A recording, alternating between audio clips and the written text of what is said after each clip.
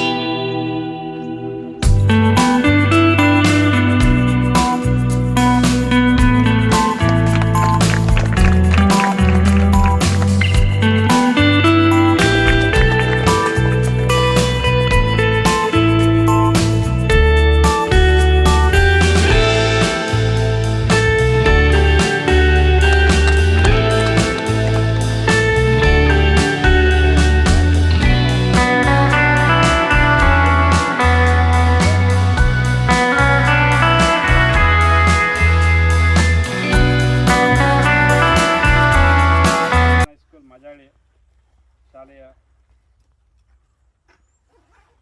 ಶಿಕ್ಷಕರು ಮತ್ತು ಶಿಕ್ಷಕಿಯರು ಹಾಗೂ ಉಪಸ್ಥಿತರಿದ್ದ ಎಲ್ಲ ವಿದ್ಯಾರ್ಥಿಗಳಿಗೆ ಇನ್ನೊಮ್ಮೆ ನಾನು ಸ್ವಾಗತವನ್ನು ಕೋರ್ತೇನೆ. ಇದು ಚಿಣ್ಣರ ವನ ದರ್ಶನ ಕಾರ್ಯಕ್ರಮ. ಇದು ಸರ್ಕಾರ ಶಾಲಾ ಮಕ್ಕಳಿಗೆ ಈ ಕಾರ್ಯಕ್ರಮವನ್ನು ಹಮ್ಮಿಕೊಳ್ಳಲಿಕ್ಕೆ ಮುಖ್ಯ ನಾಟ ಮತ್ತು ಕೆಲವೊಂದು ಫೈರ್ವುಡ್ಗಳ ಬಗ್ಗೆ ಅಲ್ಲಿ ಮಾಹಿತಿ ಕೊಡ್ತಾರೆ. ಅದ ನಂತರ ಅಂಕೋಲಾದಲ್ಲಿ ಒಂದು ಟ್ರೀ ಪಾರ್ಕ್ ನೋಡ್ತೀರಿ. ಮತ್ತು ಅಲ್ಲಿಂದ ಬಂದು ಈ ಸದಾಶಿವಗಳಲ್ಲಿ ಊಟ ಮಾಡಿದ ನಂತರ ಸೈನ್ಸ್ ಸೆಂಟ್ರಲ್ಲಿ ಮರೈನ್ ಬಗ್ಗೆ ಮಾಹಿತಿಯನ್ನು ಪಡಿತೀರಿ. ಅಲ್ಲಿ ಸೈನ್ಸ್ ಸೆಂಟ್ರಲ್ಲಿ ಅಂದರೆ ಟೈಮ್ ನೋಡಿಕೊಂಡು ಎಷ್ಟು ಟೈಮ್ ಉಳಿತದೆ ನೋಡಿಕೊಂಡು ಮರೈನ್ ಸ್ಪೀಸೀಸ್ ಬಗ್ಗೆ, ಮರೈನ್ ಪರಿಸರದ ಬಗ್ಗೆ ಮಾಹಿತಿಯನ್ನು ಪಡೆದು ಸಂಜೆ ನಿಮ್ಮದು ಕಾರ್ಯಕ್ರಮ ನಾಳೆ ಮುಕ್ತಾಯವಾಗ್ತದೆ. ಈ ಕಾರ್ಯಕ್ರಮ ನೀವು ಹೋಗ್ತಾ ಇರುವುದು ಒಂದು ಒಳ್ಳೆಯ ಉದ್ದೇಶ, ನಿಮಗೆಲ್ಲ ಒಳ್ಳೆಯ ಜ್ಞಾನ ಸಿಗತ್ತೆ, ಒಳ್ಳೆಯದಾಗ್ತದೆ. ಆದರೆ ಮುಖ್ಯವಾದ ಇನ್ನೊಂದು ಏನಂದರೆ, ಈಗ ನೀವು ಬಸ್ಸಲ್ಲಿ KSRTC ಬಸ್ಸಲ್ಲಿ ಹೋಗ್ತೀರಿ. ಬಸ್ ಹತ್ತುವಾಗ ಇಳುವಾಗ ಕರೆಕ್ಟಾಗಿ ಏನೋ ಗಡಬಡಿ ಇಲ್ಲದೆ ಸಮಾಧಾನದಿಂದ ಬಸ್ ಹತ್ತಿ ಎಲ್ಲೋ ಒಂದು ಕಡೆ ನಿಲ್ಲಿಸಿದಾಗ ನಿಮ್ಮದು ಕಾರ್ಯಕ್ರಮ ಅಲ್ಲಿಂದ ಏನೋ ಮುಗಿದ ನಂತರ ಎಲ್ಲರೂ ಬಸ್ ಹತ್ತಬೇಕು. ಯಾರೊಬ್ಬರು ಹಿಂಗೆ ಗ್ರೂಪನ್ನು ತಗೊಂಡು ಆ ಕಡೆ ಈ ಕಡೆ ಹೋಗಬಾರ್ದು. ಈ ಕಾರ್ಯಕ್ರಮದ ಉದ್ದೇಶ ಒಳ್ಳೆಯದಿದೆ. ಅದ್ರ ಜೊತೆಗೆ ನಮಗೆ ನಿಮ್ಮ ಸುರಕ್ಷತೆ ಬಗ್ಗೆನೂ ನಮಗೆ ಜವಾಬ್ದಾರಿ ಇರ್ತದೆ. ಆದಷ್ಟು ನೀವು ನಮ್ಮ ಸಿಬ್ಬಂದಿ ಮತ್ತು ಸರ್ಗಳು ಹೇಳಿದಂಗೆ ಏನು ನಿಯಮ ಹೇಳಿರ್ತಾರೆ ಅದ್ರ ಬಗ್ಗೆ ಪಾಲಿಸಬೇಕು. ಮತ್ತು ಒಳ್ಳೆಯ ಅವಕಾಶ ಇದೆ, ಒಳ್ಳೆಯ ಸದುಪಯೋಗ ಪಡಲಿ ಅಂತ ಹೇಳುತ್ತೆ. ನಿಮಗೆ ಒಳ್ಳೆಯದು ಶುಭವಾಗಲಿ ಅಂತ ಹಾರೈಸ್ತಾ ನಂದೆರಡು ಮಾತು ಮುಗಿಸ್ತೇನೆ. ಚೆನ್ನಾಗಿ ಅನಿಸ್ತು. ಯಾಕಂತ ಹೇಳಿದರೆ ನೋಡಿದ್ದು ಹೆಚ್ಚು ದಿನ ನೆನಪಿಡ್ತದೆ. ಅದಕ್ಕಾಗಿ ಪರಿಸರವನ್ನು ಈಗ ಓಝೋನ್ ಪದರ ತೆಳುವಾಗ್ತಾ ಇದೆ. ಯಾಕೆ ಆಗ್ತಾ ಇದೆ ಅಂಥೇಳಿ ನಮಗೆಲ್ಲ ಗೊತ್ತು. ಆಕ್ಸಿಜನ್ ಪ್ರಮಾಣ ಕಡಿಮೆ ಆಗ್ತಾ ಇದೆ, ಕಾರ್ಬನ್ ಡೈಆಕ್ಸೈಡ್ ಪ್ರಮಾಣ ಹೆಚ್ಚಾಗ್ತಾ ಇದೆ. ಅದಕ್ಕಾಗಿ ನಾವೆಲ್ಲ ಪರಿಸರವನ್ನು ಉಳಿಸಬೇಕು ಅನ್ನೋ ಉದ್ದೇಶಕ್ಕಾಗಿ ಈ ಕಾರ್ಯಕ್ರಮದ ಪ್ರತಿಯೊಂದು ಹೆಜ್ಜೆಯಲ್ಲೂ ಕೂಡ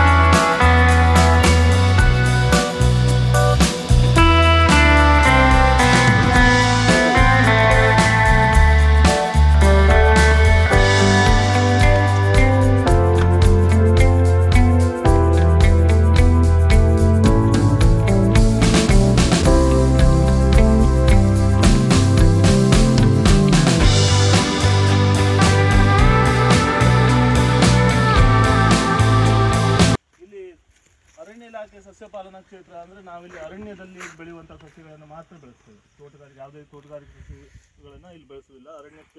ಅರಣ್ಯದಲ್ಲಿ ಯಾವ ರೀತಿಯ ಸಸ್ಯಗಳಿರ್ತವೋ ಅಂಥದ್ದನ್ನ ಮಾತ್ರ ಬೆಳೆಸ್ತೇವೆ. ಮೊದಲು ನಮಗೆ ಎಲ್ಲೆಲ್ಲಿ ಬೀಜಗಳು ದೊರೆಯುತ್ತವೋ ಅಲ್ಲಿಂದ ಬೇಸಿಗೆ ಟೈಮಲ್ಲಿ ಬೀಜ ಬಿಡುವ ನಂತರ ನಮಗೆ ಯಾವ ಮೇಲಿನ ಸೂಚನೆಯಂತೆ ಎಷ್ಟೆಷ್ಟು ಸಸಿಗಳನ್ನು ಯಾವ್ಯಾವ ಬ್ಯಾಗ್ ಅಳತೆಯಲ್ಲಿ ಬೆಳೆಸಬೇಕೆಂದು ನಮಗೆ ಬರ್ತದೆ. ಅದರ ಪ್ರಕಾರ ಬೆಳೆಸಿ ಅದನ್ನು ಮುಂದಿನ ಮಳೆಗಾಲದಲ್ಲಿ ಆಯಾ ನೆಡತೋಪು ಕ್ಷೇತ್ರಗಳಿಗೆ ಸಾಗಿಸಿ ಅಲ್ಲಿ ನೆಡತೋಪನ್ನು ಮಾಡ್ತೇವೆ. ಮೊದಲಿಗೆ ನಾವು ಒಂದು ಬ್ಯಾಗ್ ಇರ್ತದೆ, ಆ ಬ್ಯಾಗನ್ನು ತುಂಬುತ್ತೇವೆ. ತುಂಬಿ ರೆಡಿ ಇಟ್ಕೊಂಡಿರ್ತೇವೆ. ಬ್ಯಾಗ್ಗೆ ಮಣ್ಣನ್ನು ತುಂಬುವಾಗ ಮಣ್ಣನ್ನು ಹದಗೊಳಿಸ್ಕೊಳ್ಬೇಕು.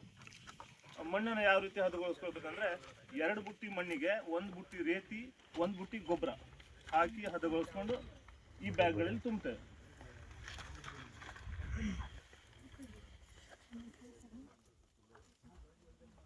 ಟೂ ಇಷ್ಟು 2 ಬುಟ್ಟಿ ಮಣ್ಣು, 1 ಬುಟ್ಟಿ ರೇತಿ, 1 ಬುಟ್ಟಿ ಗೊಬ್ಬರ. ಅದು ಕ್ರಿಮಿಕೀಟಗಳ ಒತ್ತಡ ಇರ್ತದೆ, ಫಂಗಸ್ ಒತ್ತಡ ಇರ್ತದೆ, ಅವನ್ನೆಲ್ಲ ತಾಳಿಯೋದು ಬದುಕಬೇಕು. ಆ ರೀತಿಯಾಗಿ ಅದನ್ನ ಪಾಲನೆ ಪೋಷಣೆ ಮಾಡಿ ಒಂದು ಹಂತಕ್ಕೆ ಬಂದ ನಂತರ ಈ ಸೈಜ್ ಬಂದ ನಂತರ ಅದನ್ನು ಬೇರೆ ಬ್ಯಾಗ್ಗಳಲ್ಲಿ ರೀಬ್ಯಾಗ್ ಮಾಡ್ತೇವೆ.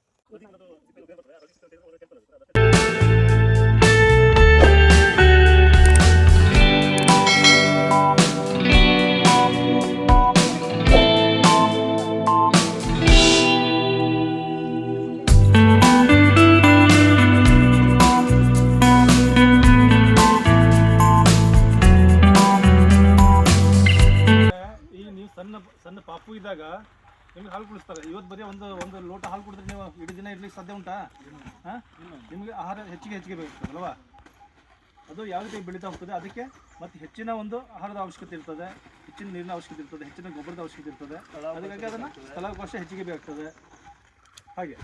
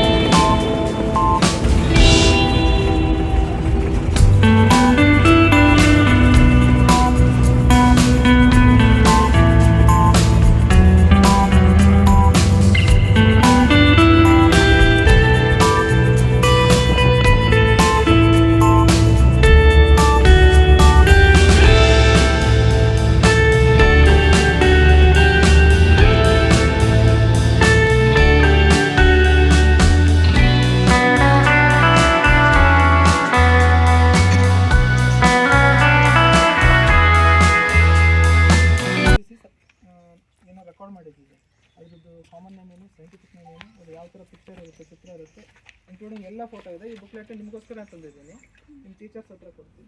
ಆಯಿತಾ? ಯಾರಿಗೆಲ್ಲ ಇಂಟ್ರೆಸ್ಟ್ ಇದೆ ನೀವೆಲ್ಲರೂ ಸಹ ಇದನ್ನು ಯೂಸ್ ಮಾಡಿಕೊಂಡು ಕೆಲವೊಂದು ನೋಡ್ಬೇಕು ಆಗುತ್ತಲ್ವಾ, ಎಲ್ಲಿ ಬರುತ್ತೆ ಅಂತ ಫಿಗರ್ ಚಿತ್ರಗಳೆಲ್ಲ ಇದೆ. ಇದು ನೋಡ್ಕೊಂಡು ಅದ್ರ ಹೆಸರು ಏನು ಅಂತೇಳಿ ಐಡೆಂಟಿಫೈ ಮಾಡಿ ಕಲಿ. ಆಯಿತಾ? ಈ ಬುಕ್ಲೆಟ್ ನಿಮಗೆ ಕೊಡ್ತೀನಿ.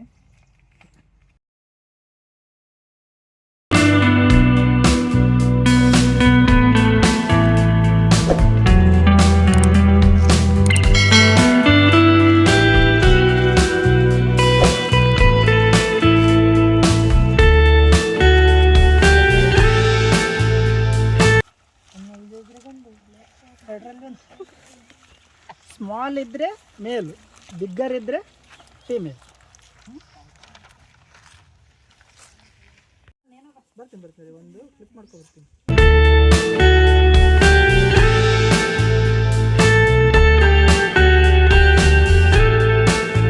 ಏನು ಮಹತ್ವ ಅನ್ನೋದ್ರ ಬಗ್ಗೆ ಹಾಗೂ ಸ್ಥಿತಿಯನ್ನು ನೋಡ್ಲಿಕ್ಕೆ ಒಂದು ಅವಕಾಶ ಮಾಡಿಕೊಟ್ಟಂಥ ಗೋಟಿಗಾಳಿ ಶಾಖೆಯ ಉಪ ವಲಯ ಅರಣ್ಯಾಧಿಕಾರಿಗಳಾದ ರೆಡ್ಡಿ ಅವರಿಗೆ ತಮ್ಮ ಯೂನಿಯನ್ ಹೈಸ್ಕೂಲ್ ಪರವಾಗಿ ಹಾಗೂ ನಮ್ಮ ಅರಣ್ಯ ಇಲಾಖೆ ಪರವಾಗಿ ತುಂಬ ಹೃದಯದ ವಂದನೆಗಳನ್ನು ಸಲ್ಲಿಸ್ತಾ ಇದ್ದೀನಿ.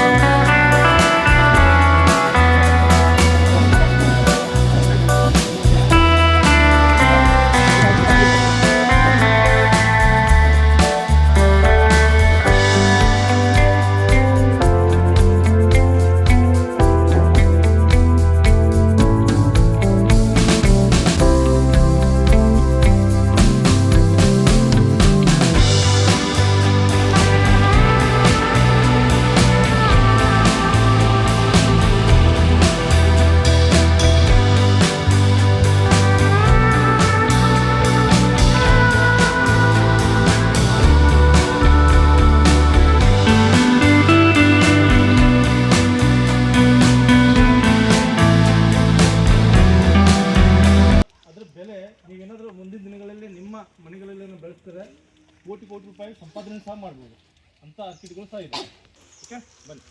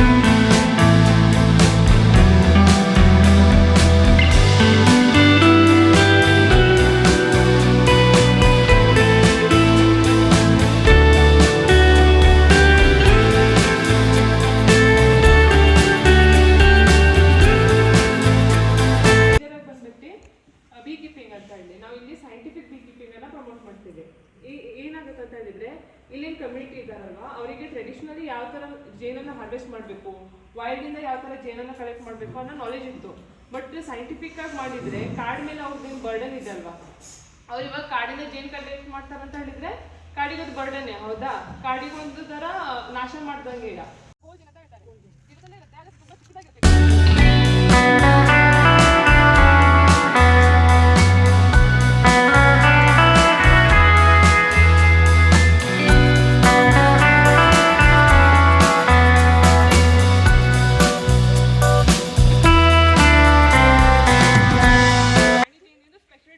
ರಾಣಿ ಜೇನು ಇರುತ್ತೆ, ರಾಯಲ್ ಜೇನಿನ ಮಾತ್ರ ತಿನ್ನುತ್ತೆ.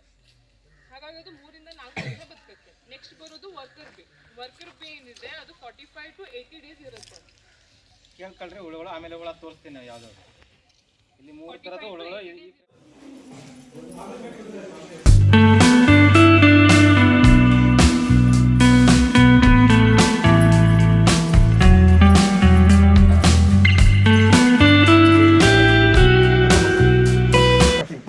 ಈ ಕಡೆ ಒಬ್ರು ಆ ಕಡೆ ಹೋಗೋದು. ಅಲ್ಲಿಂದ ಹಿಂಗಡೆ ಹೋಗಿ ಜಾಯಿಂಟ್ ಆದಮೇಲೆ ಒಂದು ಹಗ್ಗ ಆಗುತ್ತೆ.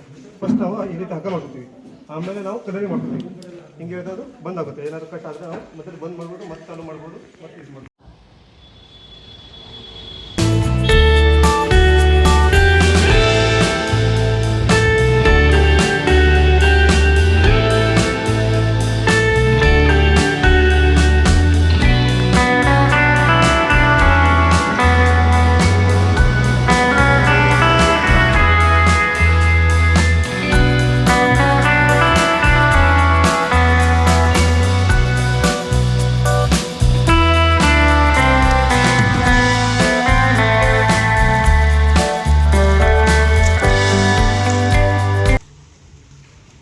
ನಾಟಕ ಮೇಲೆ ಅದು ನಂಬರ್ ಬರೆದಿದ್ದಾರೆ, ತಿಳ್ಕೊಂಡು ನೋಡ್ಕೊಳ್ಳಿ. ಹುಳಿ ಅಂತ ಹೊಡಿತಾರೆ. 6 ಅಂದರೆ 226ನೇ ಇದ್ವಿ. ಯಾರಾದ್ರು ಅಂಥದ್ದೇನೋ ಮಾಡ್ತಾ ಇದ್ದಾರೆ ನಿಮ್ಗೆ ಗೊತ್ತಾಯಿದ್ರೆ ನೀವೇನು ಮಾಡಬೇಕು? ತಿಳಿಸ್ಬೇಕು, ಹೌದಾ? ಯಾಕೆ ಇದು ನೀವು ಪರಿಸರ ನೀಡುವಂಥ ಕೊಡುಗೆನೆ. ಇದು ಮಾಡಿಟ್ರ ಈಗ ನಾಟ್ ನೋಡಿದ್ರಲ್ಲ, ಉದ್ದ ನಾಟು ಅದ್ರದ್ದೇ ಬಾಯಿ ಕಟ್ ಮಾಡಿದ ನಂತರ ಈ ರಿಂಗ್ 1 ವರ್ಷಕ್ಕೆ 1 ರಿಂಗ್ ಆಗ್ತಾ ಹೋಗ್ತದೆ. ವರ್ಷ ಹೋದಂಗೆ 10 ವರ್ಷ ಅಂದ್ರೆ 10 ರಿಂಗ್. ಮತ್ತೆಲ್ಲ ಮರಕ್ಕೂ ರಿಂಗ್.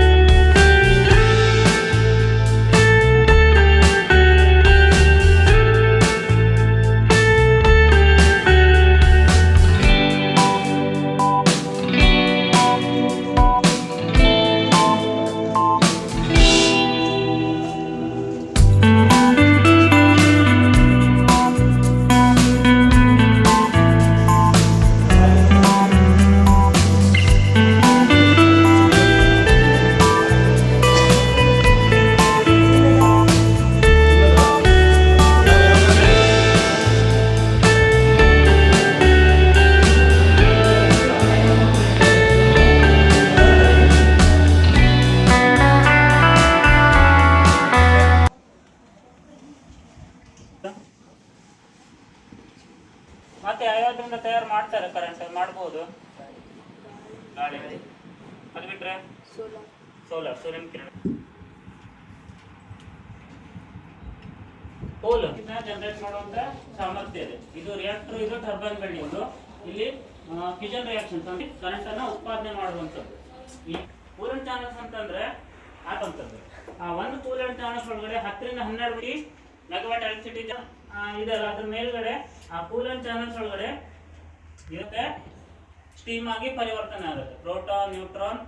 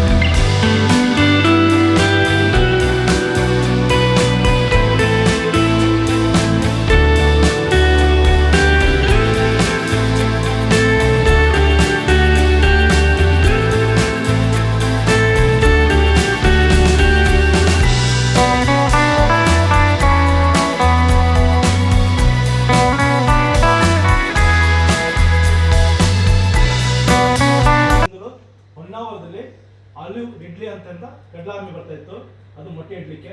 ಅಲ್ಲಿಯ ಜನರಿಗೆ, ಅಲ್ಲಿಯ ಮೀನುಗಾರರಿಗೆ ಅದರದ ಸರಿಯಾದಂಥ ಜ್ಞಾನ ಇಲ್ಲದೆ ಅವೇನು ಮಾಡ್ತಿದ್ರು, ಆ ಮೊಟ್ಟೆಗಳನ್ನ